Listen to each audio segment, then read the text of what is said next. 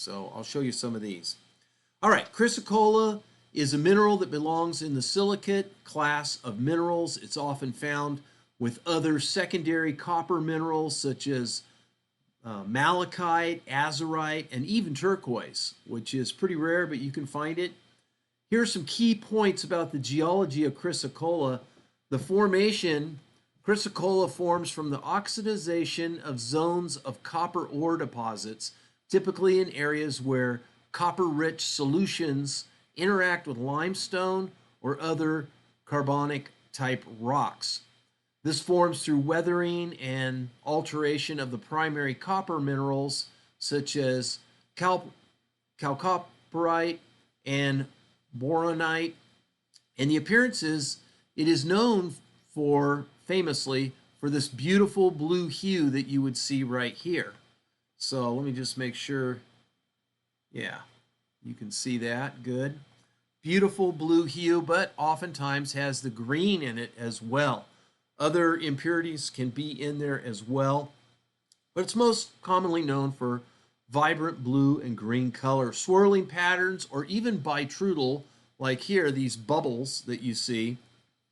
The colors derive from the presence of copper, and the chemical composition of Chrysocolla is a hydrous copper silicate, and the chemical formula is quite long. You can see it right down here if you want. I'm not going to read that all out to you, but for what is considered Chrysocolla is going to have some silica in it. Now, Chrysocolla, pure Chrysocolla, can be kind of soft. Its composition can vary, with aluminum substituting for some of the copper atoms in the structure. The occurrence of Chrysocolla is found in various parts all over the world, including the copper mining regions such as the Southwest United States, Arizona, New Mexico, Chile, Peru, Australia, the Dominican Republic of Congo. Is some beautiful specimens that we're going to look at in a while, so stay tuned. We're going to look at a lot of specimens. I've got more stuff to show you. Chrysocolla often occurs along other secondary copper minerals like malachite, azurite, turquoise, and cooperite or copperite. These minerals form in similar geological environments and are often found together. Chrysocolla is valued as a gemstone and used in jewelry making, as you may well know, and is appreciated by us rockhounds and lapidarius and collectors because of the vibrant colors and the Southwest look. Additionally, Chrysocolla has been used traditionally for its metaphysical purposes, believed to promote calmness, communication, and creativity. Understanding the geological context of Chrysocolla can enhance appreciation for its beauty and significance in the world, and in the world of minerals in general. Chrysocolla can be found in various locations around the world, each with their own unique characteristics and colors. Here's some notable locations, and we're going to look at a lot of other stuff too, so don't think this is it.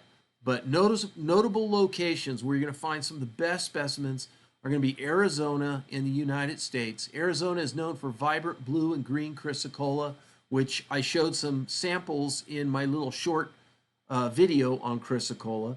It's often found in association with copper deposits in the state.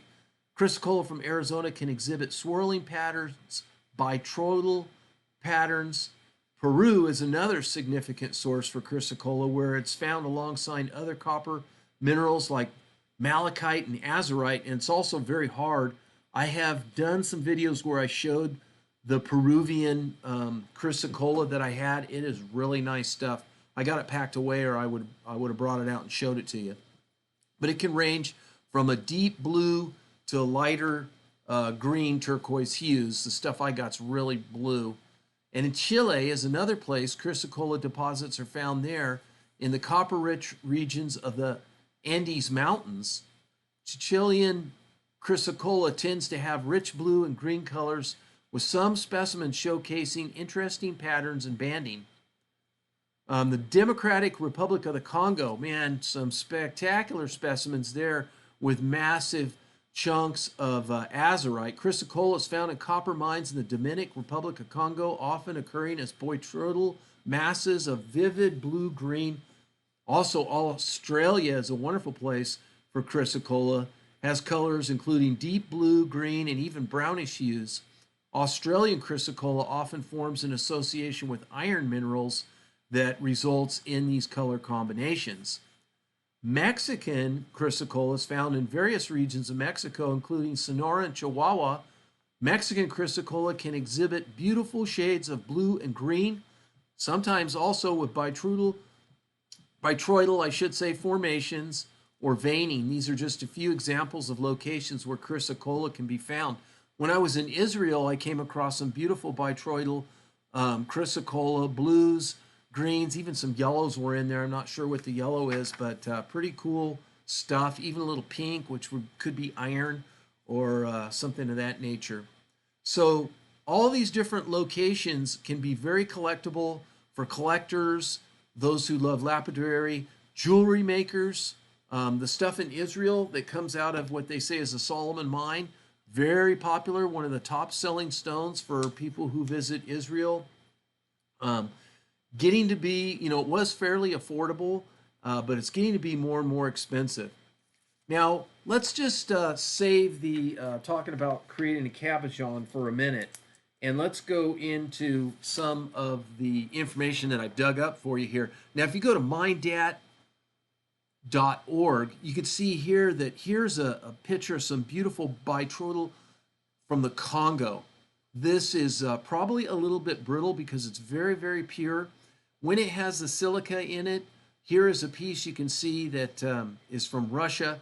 This has hardened in probably a limestone or some sort of a carbonite. And this Chrysocolla here is Portugal, and that appears to be a more iron, but that is very Jimmy Chrysocolla in there. And Jimmy Chrysocolla is what you call it when it has a lot of silica in it, and that can make its hardness go up from the soft hardness here of pure wood. This is kind of like Chrysocolla isn't really a particular mineral per se. It's really coppers and it's a mix. So this is kind of the agreement, and that's why it says formula. And it does have to have some silica in it to be considered a Chrysocolla. It does have to have a certain amount of copper and so forth. So 2.5 to 3.5. I've read some that say up to 4.5. That's usually when it's in a limestone. It could be a 4.5 or 5.5. But if it's in silica, it could be as hard as 7.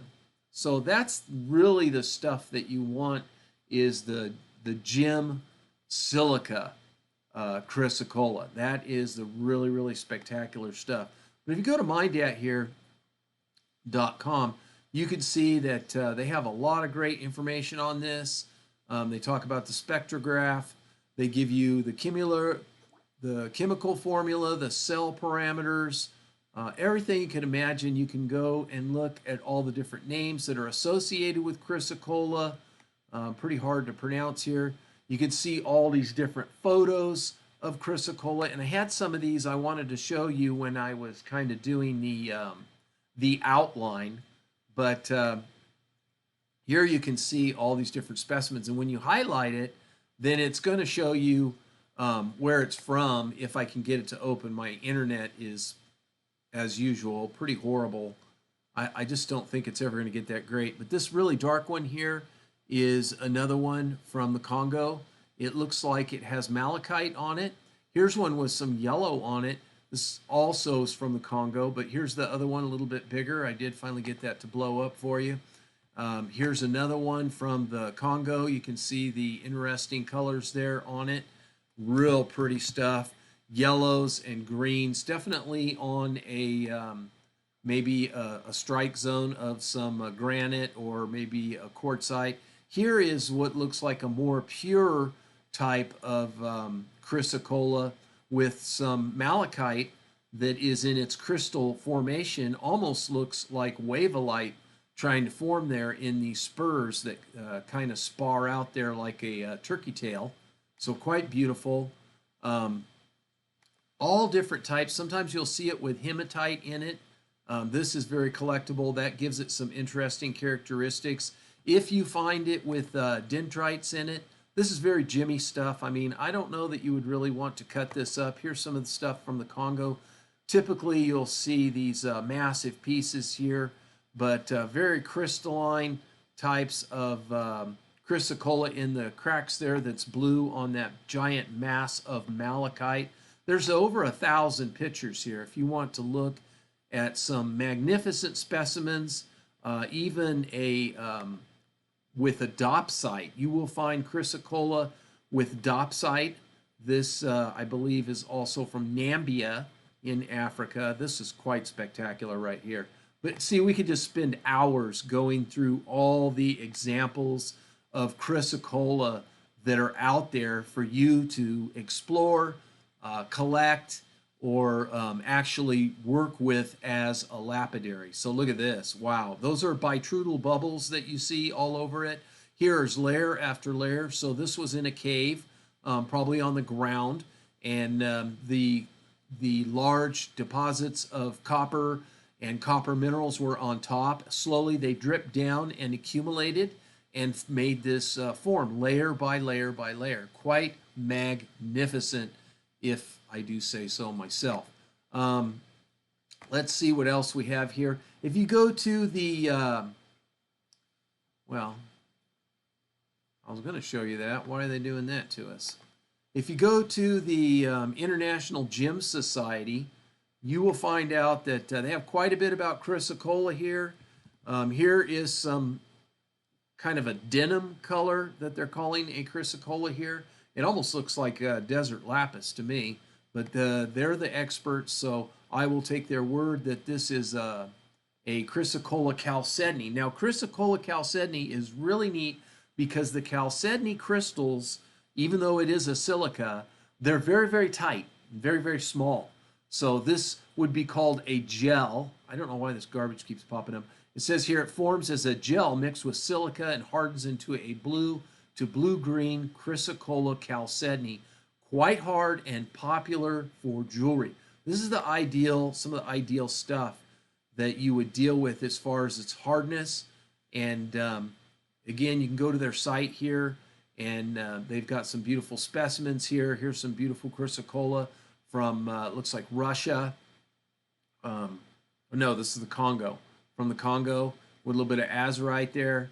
And they will talk about the stones. Of course, they can be many, many different sizes. They tell you how to care for it with a mild detergent, warm water. Don't scratch it. Don't probably don't use don't use one of those ultrasonics unless you see something that tells you that it's safe from a source that you trust. Usually, when they say wipe it with a wet rag like that and just soap and water, it's pretty delicate. At gemology.com, you can see here's some gem silica. Sometimes you can only find this in little tiny pieces. I've got a little piece that is a gem silica, but it's green. If it's a bluish, greenish to bluish, this would be considered a chalcedony, potentially gem silica, and they are very valuable. They can sell for, it says $100 a carat here. I've seen them for a couple $100 a carat, but if you can find it cheaper and it's something you want, definitely go get it. Again, they're talking about, most of this stuff comes from Arizona. Here's a nodule that someone found here of beautiful Chrysocolla with azurite and silica in there. Here's another one that's like a geode with the little stalactites because they're dripping down. This would be the opposite side of the botryoidal that I showed you before where I said it dripped down.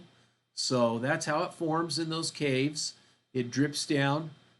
Sometimes they grow in together and completely fill the space and you just get bumps and you get that neat bird's eye look to it if there's patterns to it.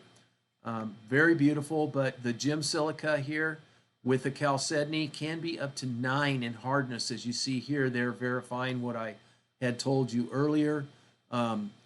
Treatment, well, usually nobody really treats this stuff. It says sometimes the clear stuff could be dyed, but typically what you see is the cheaper, what they call Chrysocolla, is not quite as beautiful as these specimens that I've been showing you. It's usually much more rough and gritty and granity, and it will crumble apart.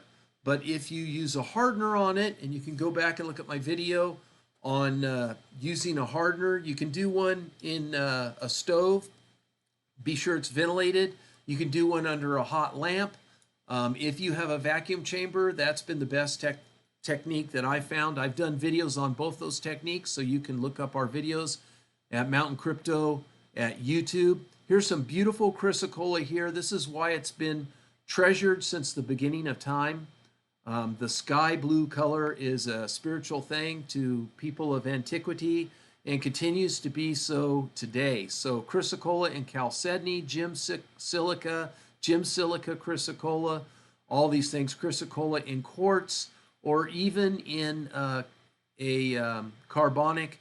If it is hard enough, it can be very nice and take a polish like it is. These are some spectacular pieces that we're looking at right here. This one's from 315 BCE, this Chrysocolla ring.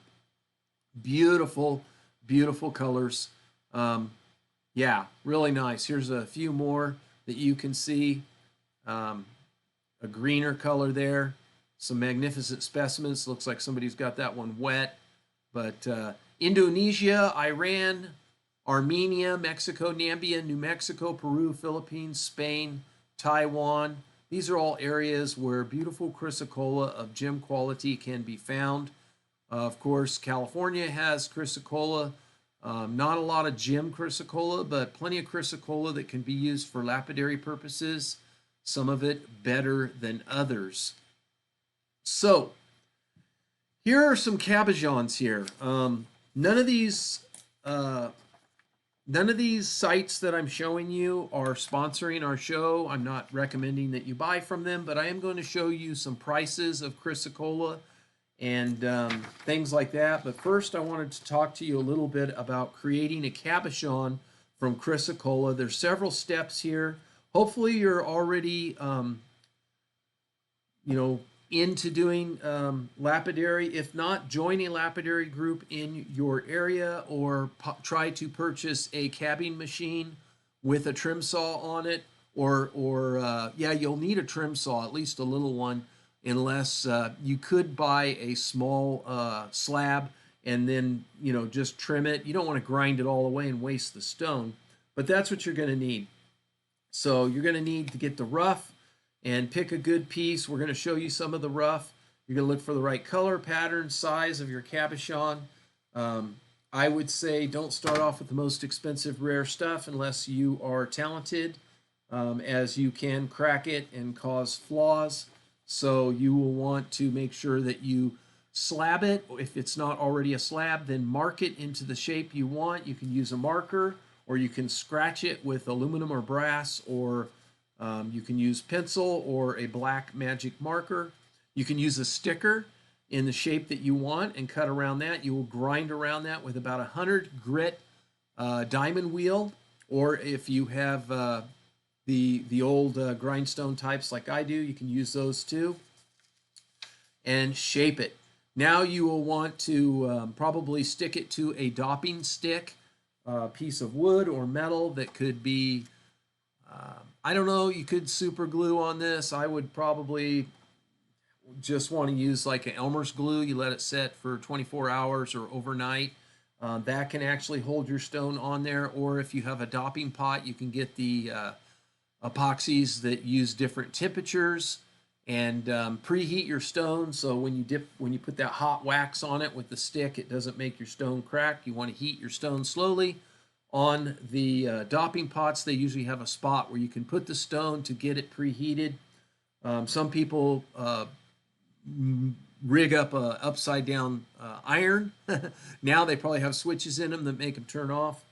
But there's different ways you can do that to heat up the stone. Heat up the stone, put it under a hot light in a safe place that isn't going to catch on fire.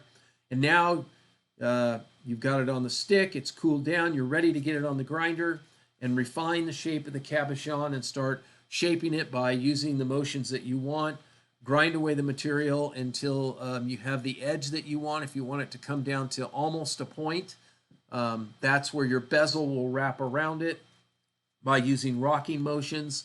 Get the shape of it, dome it off, and round it by rocking your hand back and forth, turning the stone as you go, especially for an oval type cabochon, and then start polishing. You want to go to a finer and finer grit of wheel and go, I would say, from a 200 to a 400 to a 600. If you have higher polishing, up to thousands, 14,000 I think is very high. You can get a brilliant polish with those really super fine wheels, and you could finish it off by using a little polishing compound. Thin oxide would be nice if you have a silica type, a high silica content in your Chrysocolla. You could use a iron oxide, which is red, but if you're using the more coarse type of Chrysocolla and you have epoxies on it, I would stay with a tin oxide, the whiter type, until you have a reflective, shiny polish. Inspect, look for scratches, look for areas that need to be finished off, make sure it's to your standards, and then move on to your mounting. If you have pre-calibrated mountings, make sure to make your stone the perfect size to fit. Continually check the outside edge into your fit as you're shaping it. If you're going to custom make it, look at some of our videos on silversmithing. We show you how you can do the basics for silversmithing. I talk about everything from the silver solder to the brazing to setting it up to cleaning it to setting the stone. All of that is in our videos. Just look it up.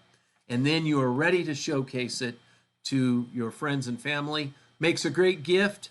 You can see these ones are already cabochoned out, but it is pretty expensive. A 45 by 40 millimeter cabochon is good size. It's not huge. I'd say it's probably bigger than your thumb or about as big as your thumb. That's $207. Cheaper one here, 40 carat. That's not real big there. That's probably about like the top of my thumb. My thumb's pretty thick, but the thickness of my thumb maybe, or maybe the tip of my thumb. That's not going to be a real huge piece. At 32 by 26 millimeters, so that's going to be a little guy, right? Something like that. But these are beautiful pieces that are mostly malachite. But look at this one here. You have a lot of Chrysocolla here. This one's only $19. A small 11 carat stone here would be good for a ring. It's hard to grind these little tiny stones, so it might just be worth it to you. On a cabochon machine, I like to make bigger cabochons that you start getting under 10 carats, and it gets really hard to do them on a cabochon machine unless you have extra special equipment to hold it and not grind off too much. But yeah, real beautiful. This is gemselect.com. I'm not recommending them. I'm not saying they're good or they're bad. They're here, and they have a lot of nice Chrysocolla if you're interested in it. I don't benefit from this at all, but I do sell Chrysocolla sometimes. I have some from Copper World, and I did have a nice website all about that type. Now let's talk a little bit about finding it. If you're here in America, there's all kinds of places you can go to go find it. You will probably need to get with a gem and mineral club, so they will show you. Finding pieces like what you see in this picture here, a bitrudal piece, is probably not going to happen. Something like that, yeah, you might find a little tiny sample like that on an old mine site, a little finger-sized piece, a little hand-sized piece. Finding a beautiful bitrudal bubble would be a treasure.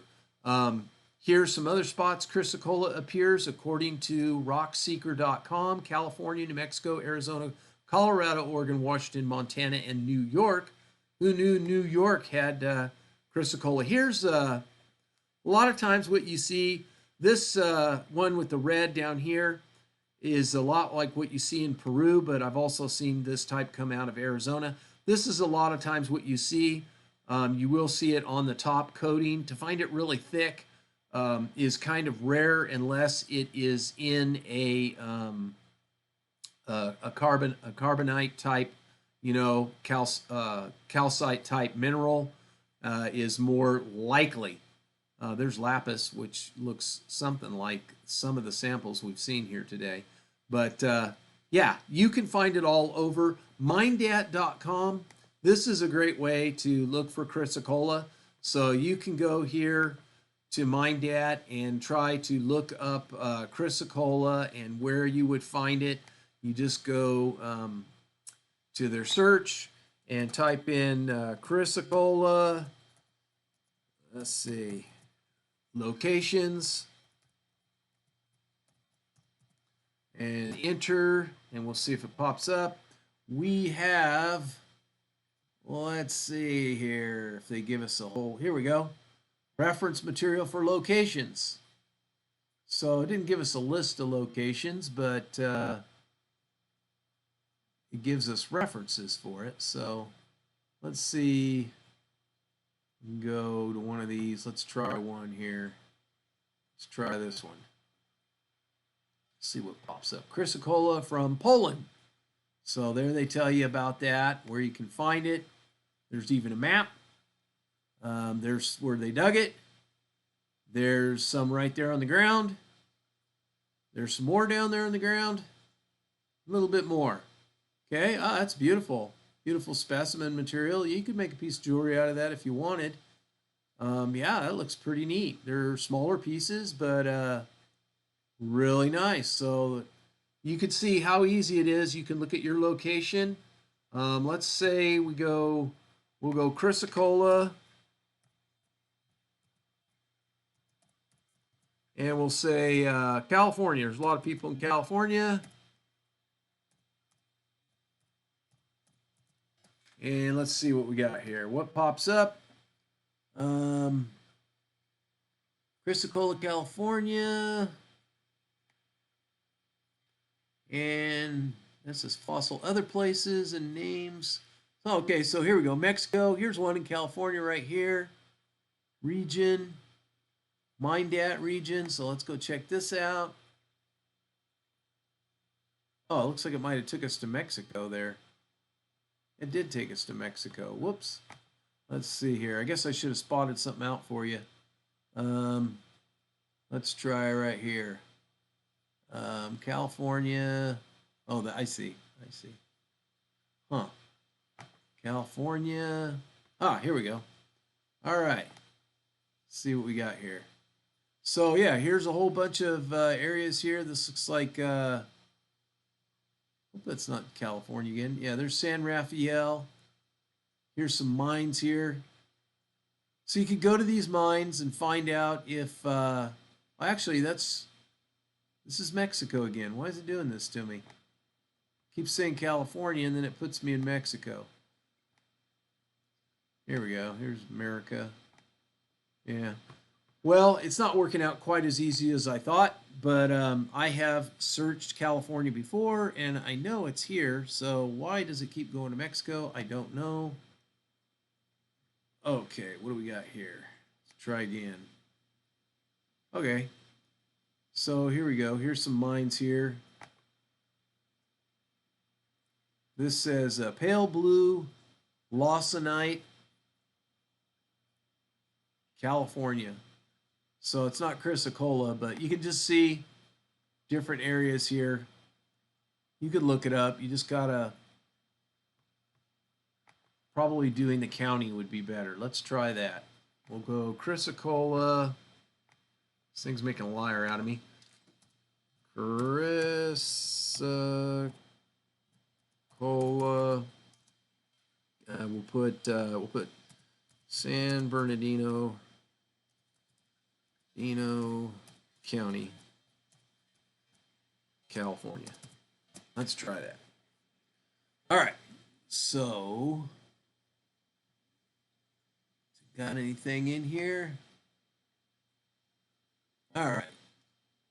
So,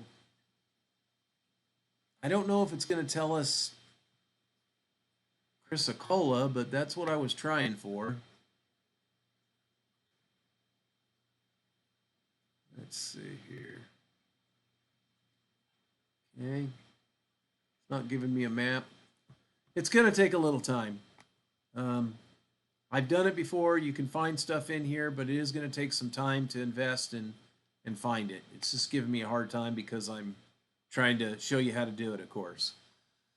All right, so let's look at the price. We've already seen some that was selling for a few dollars, and for the cabs. And I want to take you to a very expensive piece here.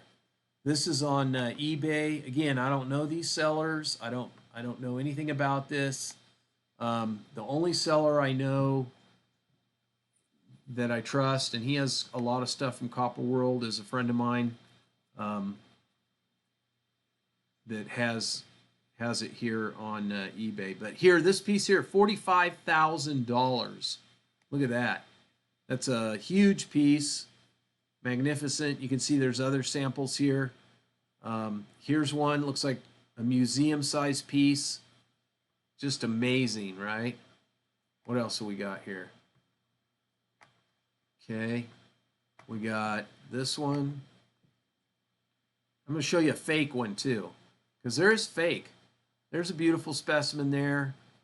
This one weighs 7 pounds. This one has a dopsize, however you say that. It's very a rare green gemstone. People like to make rings out of it. It's like an emerald. It's pretty expensive in its own right. This one's $32,000. Look at that. Crazy. Let's get you down here. See what this one is. Here's one that's $20,000.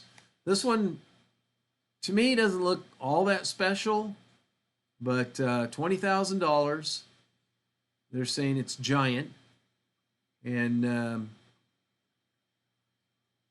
5.5 inches wide, 13 inches. I mean, yeah, I don't know. That seems kind of high for that. I don't know that that would be worth it. I had one that's like a fake. Look at this one. This one's supposed to be real. They want 5,000 for it. I don't know, man. That just, oh man, that thing almost looks fake, doesn't it? I don't know. Could be real. I wouldn't buy that one unless I saw it get dug out of the mine. But yeah, there's all kinds of different varieties. The stuff I've seen from the Congo, this is more like it right here. That looks more realistic to me. I have seen it like with this much blue. I have seen that pop up before, but that's about it.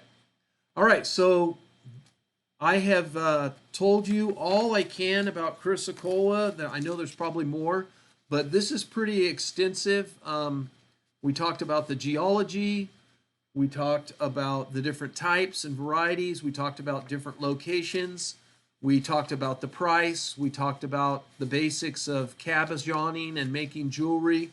I showed you some sites where you could look up already made cabochons if you want. Of course, eBay and others, you can get them there. I would recommend going to a gem and mineral club and buying from somebody you know.